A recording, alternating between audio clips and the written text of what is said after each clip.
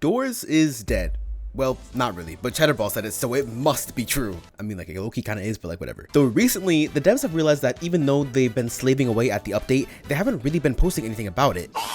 And because of the lack of communication, or really I want to say leaks, all the buzz around the community has died down, but lately they've been posting little updates on the update every day, which is revealing some really exciting stuff for us to anticipate and get excited for. I know Cheddarballs has already posted videos on each individual leak or devlog, but I thought I should condense everything into one video. Me personally, I'm hyped for anything because that means I get to make content on it, you know what I'm saying? But anyways, let's just get right into it. The first thing I want to look at is this image of Ambush being crucified, except instead of the sigil and chains being blue, they're pink. This is one of the first images that they put out for the devlogs, and for whatever reason, the image is like in 720p, and that's probably because of Twitter like compressing the hell out of the images. But from what we can see, the crucifix even has like pink cracks on it, which to me signifies that it's imbued with possibly glitch's power. And this is pretty cool actually, considering the fact that in a video I made a while ago, I suggested that the glitch was some sort of fourth architect, which wasn't the most out of this world theory. It still was a thought I had nonetheless. Now, what actually piques my interest is the functionality of this variant of the crucifix. So far, we've seen the blue and yellow chains for crucifixion, though apparently the yellow curious light chains that only appeared when crucifying a backdoors entity was a visual bug. But if we assume that this is glitch, it's possible that when you crucify an entity, there's a random chance that it'll glitch out and turn the entity you're trying to crucify into the glitched variant. Very much like with what we saw with the glitch fragment from the content update.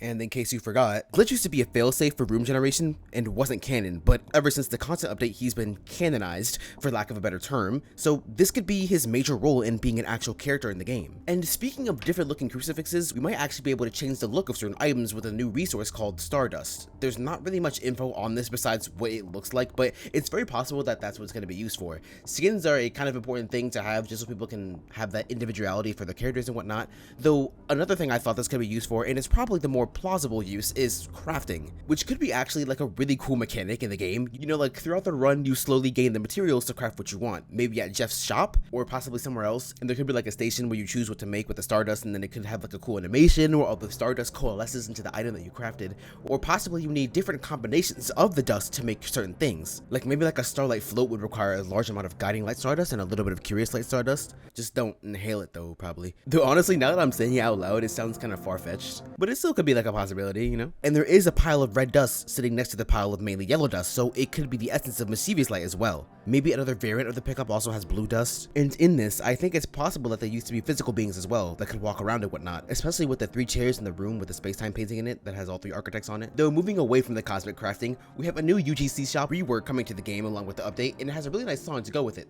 Take a listen.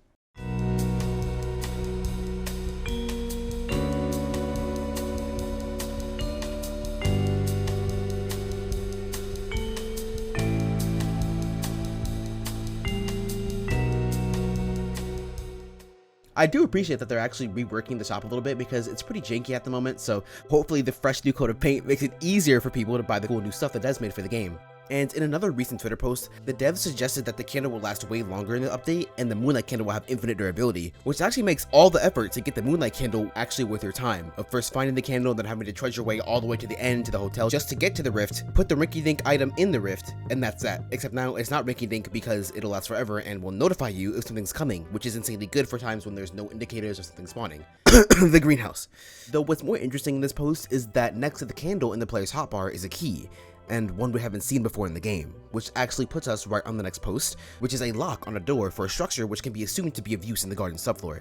It's unknown how we'll get this key. I'm assuming it'll be guaranteed, similar to the entrance of the room subfloor, or maybe it could be hidden during a major encounter before the greenhouse sequence. What's even more intriguing though, and probably caught your eye first, is the apparent pink light laying next to what looks like a cherry blossom tree leaf. Now this actually opens up a lot of doors for more story, as we've only seen 3 lights so far in the game, but this revelation might have been under our nose the whole time. As we've seen with the room that contains the entrance to the room subfloor, in the middle of this room contains 3 chairs with their backs facing each other in a triangle formation, which, you know, is pretty fitting. 3 chairs, 3 sides, 3 architects. But there are 3 other chairs in that room that have been cast aside, which means that it's possible that there are 3 other architects that we haven't seen in the story, and this pink light is a 4th, which means there's 2 more. If it even is an architect, of course. which is honestly really cool. I didn't think we were gonna get like any more of the lights at all, but if there's actually 3 other architects that we just haven't seen, that could be crazy. Though obviously this could just be nothing but a light to indicate that a pickup is there, though there are little sparks next to the leaf similar to that of an architect's rift, so who can really say. The next pretty neat thing that the devs are adding is a save system that lets you leave and come back to your run later, picking up from where you left off before entering a subfloor. It's a really nice quality of life feature for people who can't finish the session in one sitting. From what I understand though, it's not a mid-save run, it's more like a checkpoint before you enter the next major section, so don't expect to dip out mid-floor and then return right to where you were. Funnily enough, I remember the devs mentioning a while back that this sort of feature would be hard to implement, so I'm kind of curious as to how they pulled it off, especially since I thought that that kind of save data would need to be stored locally on the computer. It'd be cool to see some sort of behind the scenes info on it. Next up, we have a room with a fireplace with a deer skull above it, with its left eye menacingly lit up as well. And it looks like this room isn't like a cabin, so I'm kind of curious as to how big some of these areas in the subfloor are. I wrote the script before the teaser came out, so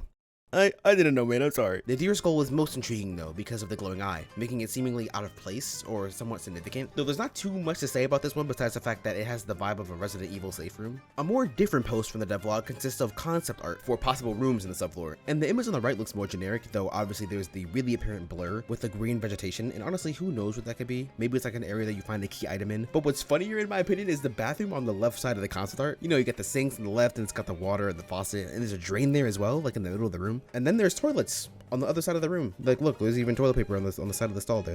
Like, that's cool. So, you know, there's a bathroom in the garden. How weird, I guess. I don't know. We're also getting some admin panel changes, nothing too crazy there. We got custom death messages that'll probably make some more entities spawnable, and maybe we can edit room generation based on the tab with the doors icon there. Though next up, we got some scrapped content seemingly making its debut into the game as some sort of mimic item locker. You can see that in the row 3, the one in the middle is slightly deformed, so no more walking in a straight line sideways and spamming E on all of them, as you're gonna have to pay attention to see if the item locker is real or not. Now, I'm not too sure as to how it would actually attack you, though I'm assuming it would be like a typical mimic chest from any sort of RPG looter type game where it grows legs and stuff, but I don't know, it'll probably just like bite you or something if you try to open it. Achievements will be getting a bit of an update as well, and they're coming with extra prizes, which is actually a really good change as it incentivizes people to actually go for achievements. Me personally, I don't go for achievements in games because, well, it doesn't really give you anything besides bragging rights, and bragging rights are kind of boring. But actually getting currency out of doing these achievements actually makes it really rewarding, and there should be even more achievements to go for as well with the garden software coming out this update, so it'll be cool seeing people go for these achievements and whatnot. And then we have the horse. Way, a horse could be a Doors entity. But yeah, that's gonna be it for the Doors devlog. I honestly should have made this video like 9 billion days ago, but they kept updating the devlog, so I thought I might as well just wait until a reasonable amount of posts have been made by them and then just make a whole video covering all of them. If you did like this video, be sure to like and subscribe, but only if you did enjoy, and I will catch y'all whenever I decide to upload again.